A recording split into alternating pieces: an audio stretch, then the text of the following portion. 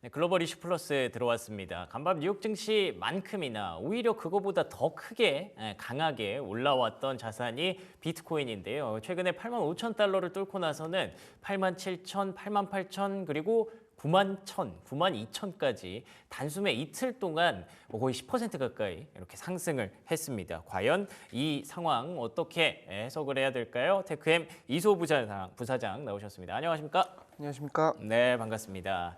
지금 채팅창이 많이 과열돼 있습니다. 다들 약간 흥분 상태로 증시도 올라오고 뭐 테슬라 주가 급등하고 또 비트코인까지 강세를 보이니까 다들 되게 행복해하시는 그런 모습인데 도대체 비트코인은 왜 이렇게 강하게 이틀 동안 올라온 건가요?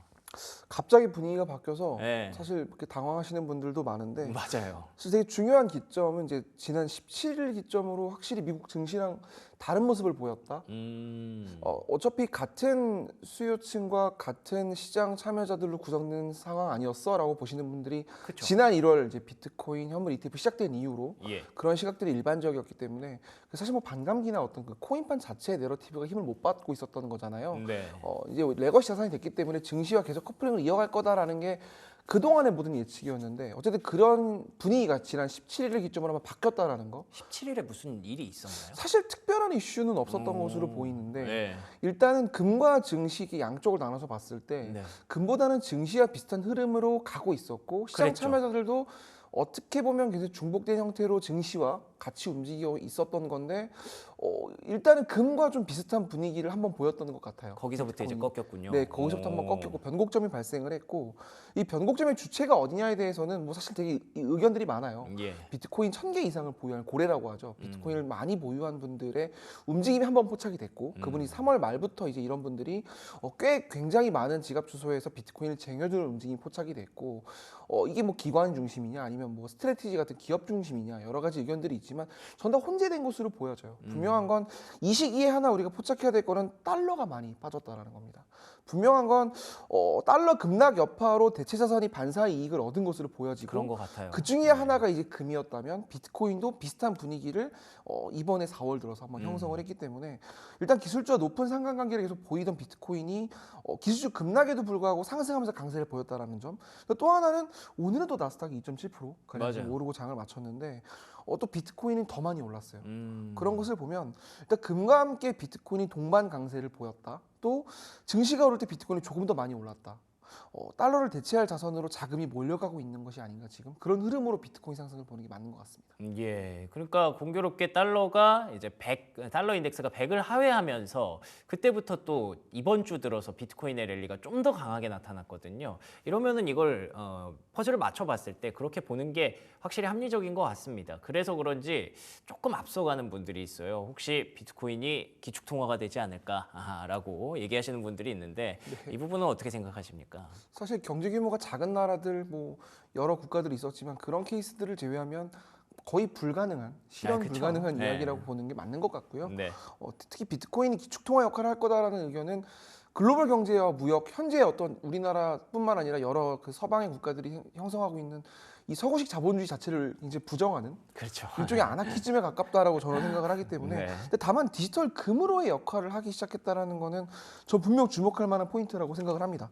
즉 기축 통화로서의 달러의 역할, 향후 상황을 우리가 뭐 예견하는 거 쉽지 않은 분위기지만 그래도 달러가 크게 빠졌다라는 거. 특히 통화는 어떤 특정 국가의 어떤 권력, 파워를 상징하는 건데 50년 넘게 이어졌던 어떤 달러 중심의 생태계가 지금 흔들리고 있다라는 게 여러 가지 의견들을 좀 나오게 되는 이유인 것 같고요.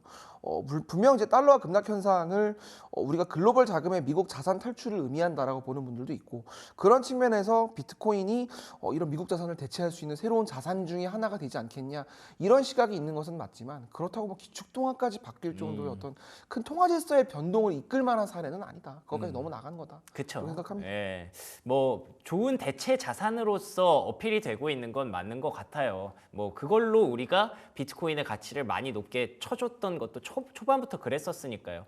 다양한 기존 레거시 화폐들을 대체할 수 있는 디지털 화폐 등장이었으니까요. 근데 그걸 벌써 뭐 기축통화를 대체한다라고까지는 보기 힘들 것 같고요. 말씀해 주신 대로 최근에 달러의 어떤 위상이 조금 흔들린 건 사실이잖아요. 트럼프 정부 이후에 그 부분들을 정확하게 반영을 하고 있다 정도로만 해석하시면 좋을 것 같은데, 뭐 비트코인 얘기를 하고 있는 거긴 하지만 달러 얘기가 나와서 그런데 혹시 달러가 지금처럼 계속 추세적으로 하락을 하면서 지금의 어떤 위상과 입지를 계속 내어주게 될까요? 어떻게 보십니까? 이건 뭐 세계 질서의 어떤 재편에 대한 질문이시기 때문에 그렇죠. 제가 답하는 게 맞는지는 잘 모르겠고요. 그러게요. 크게 바뀐 흐름은 아닐 수 있다고 보는 게 네. 지금 코인 시장의 주류 형성 자금들 대부분이 디지털 달러를 기반으로 사실은 사업을 운영하고 그렇죠. 그렇게 꿈을 연그는 기업들이 대부분이잖아요. 현재 지금 스테이블 코인의 시장 규모가 정말 거의 연일 늘어나고 있습니다. 코인 시장의 시초이나 어떤 특정 코인 생태계의 가격적인 측면을 넘어서 달러가 디지털 시장에 들어오는 속도가 너무나도 가파르기 때문에 물론 뭐 사실 이번 관세 이슈가 촉발됐던 뭐 공급망 이슈나 아니면 미국 안에서의 어떤 제조업 문제나 여러 가지 이슈들이 있는 건 사실이지만 저는 달러의 어떤 파워, 특히 디지털 시대에 접어들면서 달러의 파워가 그렇게 흔들리고 있나? 달러의 종말을 말하는 건 너무 시기상조가 아닐까 이렇게 그렇죠. 생각합니다. 예. 그러니까 사실은 저희가 비트코인 얘기를 하다가 갑자기 달러에 대해서 전망을 하는 게 조금 그럴 수도 있습니다만, 근데 아무래도 말씀해 주신 것처럼 스테이블 코인이 많이 생기면서 또 최근에 비트코인 시장이 화랑을 보인 거잖아요. 그렇기 때문에 이거는 미국 트럼프 대통령의 어떤 의중은 달러의 기축통화 지위를 잃지 않게 하기 위해서 비트코인을 좀 더 띄워준 거라고 보는 게 맞는 것 같거든요. 그래서 이게 완벽하게 서로의 자리를 체인지할 것이다, 그게 아니라 좀 같이 가는 자산이라고 좀 보는 게 맞겠죠. 근데 최근에만 약간은 디커플링이 좀 불가피하게 일어났다라고 보는 게 맞을 것 같고요. 그리고 트럼프 대통령과 최근에 파월 의장의 어떤 대립이 계속 압박 일변도였다가 간밤에 살짝 조금 뭐 파월 해고할 생각은 없다 이러면서 이 부분이 또 시장의 호재로 작용을 했는데, 이런 분위기가 금리 영향에는 어떤 영향을 줄 거라고 보십니까? 분명 일단 비트코인 시세가 나스닥이랑 좀 엇갈렸다라는 점을 전 계속 중요한 포인트라고 짚고 있는 게, 원래 코인 시장에서는 반감기 1년 전에 사서 1년 뒤에 팔아라 라는 말이 있었어요. 아, 그래요? 네, 보통 그런 내러티브가 거의 10년 가까운 세월 동안 지속이 되었던 것도 사실인데, 예. 일단 지난해 초에 비트코인 현물 ETF가 등장을 했고 기관 시장이 개화하면서 자취를 감춘 이야기입니다. 이런 것들은 대부분 즉 반감기 이슈나 공급량 부족 이슈보다 ETF 때문에 들어오는 자금의 규모, 그리고 현재 오늘 또 마침 방금 전에 SEC 위원장 폴 애킨스 취임을 하면서 여러 가지 예. 의견들을 내셨던 걸로 보이는데, 일단 오늘도 코인 시장의 제도화에 대한 이야기를 굉장히 여러 번 반복해서 말씀을 하셨어요. 그런 걸 보면 ETF와 미국 기업들의 비트코인 매수 물량이 가장 강력한 시장의 어떤 움직이는 힘이 근원이기 때문에 예. 결국 이런 것들은 금리 인하에 굉장히 많은 영향을 받을 수밖에 없는 거잖아요. 현재 비트코인 시장의 팩터는 분명한 건 금리 인하가 가장 크게 작용할 수밖에 없는 게 그렇겠죠. 현실입니다. 그런 네. 측면에서 결국 금리 인하가 비트코인의 호재로 작용할 수밖에 없을 것이기 때문에, 물론 여러 자산의 보완제 역할을 하고 있는 것도 사실이지만 지난해 1월부터 지금까지의 가격 상승을 이끌거는 결국은 미국 자본이기 때문에, 그런 흐름에서 미국 금리 인하를 지금 좀 기다리면서 점치는 분위기 쪽으로 가격 상승이 이루어진 게 아닌가 그렇게 생각합니다. 그렇군요. 이런 부분들이 실제로 금리 인하로 이어질 가능성이 조금 더 높아지고, 정말 뭐 파월도 깜짝 금리 인하를 뭐 당장 다음 달 솔직히 힘들 것 같긴 한데, 그래도 다음 달 넘기고 나면 이제 다다음 달 정도에는 하지 않을까라고 기대하는 부분들이 계속 남아 있었기 때문에 비트코인이 좀 덜 빠졌던 것 같기도 하고요. 그래서 이런 분위기를 조금씩 더 반영하기 시작한 흐름이라서 이제는 다시 뭐 2차 상승 랠리를 좀 기대해 보는 분도 적지 않을 것 같습니다.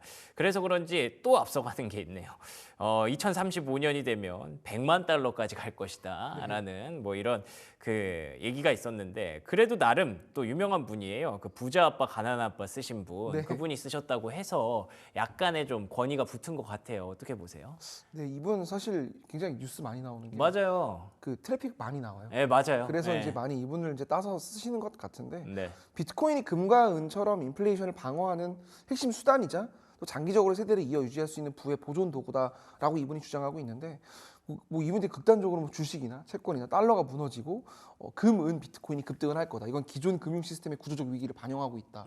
뭐 비트코인 백서에 있는 이야기들도 많이 하시는 것 같은데, 분명히 중앙은행의 통제에서 벗어나서 금융 독립을 달성할 수 있는 기회다. 되게 자극적인 얘기고 재미있는 이야기고 이 비트코인만 계속 모으면 되는 건 아니야? 이런 느낌을 주는 이야기라서 그렇죠. 뭐 일견 저는 뭐 사실은 근거가 없는 이야기라고 생각하지는 않습니다. 예. 현재 통화 질서나 지금 풀려 있는 돈들이 인플레이션 이슈나 이런 것들을 보면 비트코인의 매력이 점점 부각되고 있는 것도 사실이죠. 그런데 사실 우리가 이렇게 시장을 예상하고 예측하는 게 우리의 어떤 생각대로 흘러가지 않는 경우가 많은 것처럼 그렇죠. 네, 이것도 좀 너무 앞으로 너무 좀 오버해서 나간 게 아닌가 싶은데 다만 이제 주목해야 될 점은 인플레이션을 방어한다라는 것과 미국 월가 자금과 미국의 레거시 자금이 시장을 끌어올리는 것은 조금 상반된 이야기입니다. 이게 지금 인플레이션을 방어하는 핵심 수단이라면 결국은 금과 은처럼 비슷한 어떤 제도적 자산으로서의 어떤 역할을 한다라는 건데 지금 비트코인은 위험 자산으로 인식되면서 그 기반의 자금으로 가격을 끌어올린 측면이 있거든요. 그렇죠. 그러니까 결국은 이야기를 좋아하는 분들이 갖다 붙여서 저는 하고 있다라고 생각을 하고 계속 우리가 봐야 될 점은 비트코인이 지금 변곡점에 있는 거는 맞는 것 같아요. 예. 이게 위험 자산인 그러네요. 것이냐 아니면 정말 제도권 자산 중에 하나로 특히 월가 미국 레거시 자본들이 이 시장을 계속 키우려고 하는 그러니까 기술주와 금 사이 어디가에 지금 위치해 있다고 보시면 될 것 같아요. 예. 그러니까 뭐 기축 통화라든지 뭐 100만 달러라든지 이런 좀 자극적인 워딩에 우리가 넘어갈 게 아니라 말씀해 주신 대로 지금 딱 변곡점에 있는 것 같아요. 이게 정말 기술주 성향인지 아니면 금 성향인지. 근데 지금 시점에서는 그 둘 다 갖고 있는 게 전혀 나쁘지가 않습니다. 그래서 비트코인이 좀 더 강하게 올라갔다라고 해석하는 게 맞을 것 같네요. 그래서 그런지 비트코인 ETF에 올해 최대 자금 유입이 들어왔다고 얘기가 있어요. 이게 네. 뭐 한 달 기준인가요? 오늘 기준으로만 지금 5천억이 넘는 자금이 들어왔는데 근데 사실 ETF 자금의 변동폭이 지금 지난달 지지난달 더 컸어요. 그러니까 뭐 새로운 뉴스는 아닌데 예. 어쨌든 지금 시장에서는 위험 자본에 대한 위험 자산에 대한 니즈가 조금씩 이제는 좀 반등할 때가 되지 않았느냐 그렇게 주장하는 분들이 나오면서 일단은 기관 자금이 조금 많이 몰려 있는 것 같고요. 네. 다만 지금 하나 봐야 될 거는 올해 굉장히 많은 모멘텀이 미국에 있습니다. 일단 SEC 위원장이 새로 들어오셨고 스테이블 코인 입법이 지금 양원에서 지금 대부분 마무리가 돼서 올 여름쯤 나올 것 같아요. 그런 것들을 봤을 때는 기업과 기관, 특히 은행들이 시장에 들어올 것이라는 얘기가 계속 나오고 있기 때문에 그런 것들을 보면 앞으로도 현물 ETF 자금의 어떤 플러스 마이너스의 등락은 있을 수 있겠지만 레거시 자본이 코인 시장에 더 많이 들어오는 것은 분명한 사실이다. 그러니까 가격에 대한 예측보다는 레거시 자본의 영향력, 지분율이 더 높아질 거다라는 것은 저는 분명한 사실이라고 생각을 합니다. 그렇군요. 레거시 자본의 지분 영향력이 높아진다는 건 결국에는 시장에 좀 더 안정감을 가져다 줄 수 있는 그런 이슈이기 때문에 비트코인이 왜 계속 시장에서 이렇게 어필이 되는지 금과 달러의 대체 자산으로 어필이 되는지를 다시 한번 뒷받침해 줄 수 있는 최근의 수급이었다고 해석을 할 수가 있겠습니다. 자, 그리고 비트코인 중심으로 저희가 얘기를 많이 했는데 알트코인 얘기도 간단히 한번 해보면 그 비트 도미넌스라고 하죠. 비트코인이 차지하는 비율, 그러니까 그게 높아지면 알트코인이 죽고 비트코인이 더 뜨고 있다는 뜻인데 4년 만에 최고치를 경신했다고 해요.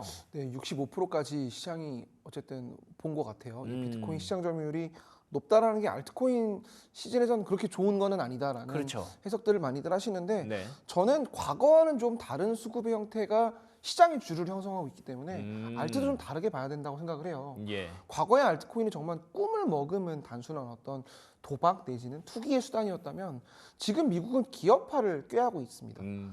단순한 알트코인이 아니라 특히 뭐 오늘 이더리움이 10%가량 올랐던데 위험자산 선호 분위기가 형성이 되면 알트코인도 당연히 뒤따라갈 수밖에 없죠. 예. 근데 과거보다는 등락폭이 크지 않을 수 있는 게 꿈을 머금은 가장 강력한 자산인데 이게 새로운 분위기 도래를 지금 앞두고 있었단 말이죠. 신임 위원장, SEC 위원장이 취임을 했고 또 스테이블 코인 입법이 이제 곧 시작이 되고 코인 유틸리티가 실물 경제에 이제 굉장히 큰 영향력을 행사하게 될 텐데 그럼 결국은 이런 것들을 가능하게 해줄 플랫폼형 코인들 특히 미국 안에서 뭐 고용이나 아니면 여러 가지 서비스들을 만들어줄 수 있는 그런 일종의 플랫폼으로 진화할 수 있는 형태의 코인들이 지금 굉장히 많이 시장에 나오고 있단 말이죠. 특히 트럼프 취임 때 일종의 라포, 관시 형태로 돈을 많이 태우고 예. 이분들과 관계를 맺으려고 시도하는 미국의 주류 알트코인 사업자들이 굉장히 많이 이미 뉴스를 형성하고 있잖아요. 그렇죠. 그런 것들을 봤을 때 특히 뭐 송금이나 결제나 아니면 지금 뭐 부동산이나 유동자산들을 바로 이제 코인으로 전환할 수 있는 뭐 RWA라든지 여러 가지 내러티브가 사실 올해 초부터는 좀 힘을 많이 잃었는데 특히 좀 미중 전쟁 시작하면서 많이 좀 힘이 빠졌던 것들이 이제는 올 여름을 기점으로 저는 좀 많이 올라올 것으로 보여져요. 그래서 이제는 정말 비트코인 도미넌스와 뭐 이런 것들에 대한 단순한 어떤 그 연관 관계를 해석하는 것보다 이런 것 때문에 뭐 코인 가격이 오를 거다 이게 아니라 정말 기업 뉴스 방식으로 보는 게 좋다. 즉 기술주와 알트코인은 이제는 크게 다르지 않은 형태를 갖추게 될 것이다. 저는 그렇게 생각합니다. 알겠습니다. 그러니까 과거에는 뭐 비트코인 비트 시즌이 있었다, 그다음에 알트 시즌이 있었다가 이게 계속 좀 반복되는 그런 사이클이 있었는데 오늘 계속 얘기해 주시는 걸 들어보면 이 제도권 자금이 많이 비트 쪽으로 유입이 되면서 이게 흐름을 옛날과 똑같은 사이클을 얘기할 의미가 없을 것 같아요. 그래서 그 안에서 알트코인 시장 안에서 개별적으로 기업적으로 판단을 해야 되는 것 같고요. 이게 마치 주식 종목처럼 조금 더 각자의 모멘텀들을 이제 봐줘야 되는 뭔가 이런 과거의 흐름은 이제는 조금 정리해도 좋을 것 같습니다. 자 그러면 결국에는 비트코인이 다시 9만 달러를 넘었기 때문에 지금부터라도 좀 따라가야 될까요? 아니면 뭐 다른 알트코인들을 좀 주목해야 될까요? 투자 전략이 많이 엇갈리고 있을 것 같은데 정리해보고 마무리를 하면 좋을 것 같습니다. 개인적인 생각으로는 지금 비트코인을 일단 계속 꾸준히 적립식으로 모아가는 게 맞다라고 생각해요. 거듭 말씀드리는 부분이고요. 예. 알트코인 같은 경우는 기술주보다는 조금 신중하게 보되 기술주의 하나가 맞기 때문에 일단 그런 시각으로 조금씩 개별 종목마다 아까 말씀하신 것처럼 예. 공부하면서 나아가는 게 맞는 것 같은데 특히 올 초에 이제 트럼프 정부 취임 전부터 여러 가지 뉴스들을 형성했던 사업자들이 있습니다. 그렇죠. 미국에 거점을 두고 있고 실제로 미국 자본이 여러 가지 방면에서 밀어주고 있고 특히 지금 스테이블 코인 서클이 IPO 준비하고 있는데 이게 결국 코인베이스와 같이 피를 섞은 혈맹 관계거든요. 미국의 코인베이스가 밀어주고 있는 코인들이 어떤 것이 있는지 또 어떤 미국에서 어떤 여러 가지 관계를 통해서 나름 밀어줄 수 있는 메이저 포트폴리오들이 지금 사실 대부분 시가총액 상단에 있는 알트코인들입니다. 그렇죠. 네, 맞아요. 이런 것들에 대한 ETF나 금융자산들이 들어오면서 제도권 상품으로 만들어지는 과정이 지금 올해 시작됐기 때문에 여기에 포함이 되어 있는 코인들은 결과적으로 그 수급의 혜택을 받을 수밖에 없습니다. 뭐 가격을 예측한다기보다는 구조적인 얘기를 말씀을 드리는 거고요. 미국 내러티브를 강하게 받을 수 있는 기업화가 가능할 만한 포트폴리오들을 우리가 점진적으로 모아가는 방식, 저는 그걸 가장 추천드립니다. 그렇군요. 결국에는 오늘 얘기했던 내용들이 쭉 일관적인 내용들이었네요. 비트코인 시장은 일단 수급에 가장 민감하게 반응을 할 수밖에 없는 상황인데 최근에 분위기가 조금씩 애매하게 시장이 좀 돌아가면서 금으로 갔던 수급이 비트코인 쪽으로 일단 1차적으로 호재로 느껴졌고요. 근데 이렇게 계속 주식 시장이 많이 안 좋으면 그러면은 진짜 금리 인하까지도 조금 더 당겨질 수 있지 않을까? 긍정적인 신호가 켜지면서 추가로 수급에 대한 긍정적인 분위기가 들어왔습니다. 근데 그 흐름들이 다 예전처럼 알트 시즌이라고 해서 알트코인을 다 쏟아지는 게 아니라 그 안에서 말씀하셨던 트럼프 대통령과 어떤 라포를 만들었던 그런 종목들 중심으로 들어올 가능성이 높다고 하니까 잘 선별해서 골라가시는 게 중요할 것 같네요. 지금까지 테크햄 이수호 부사장과 얘기 나눠봤습니다. 오늘도 좋은 말씀 고맙습니다. 감사합니다.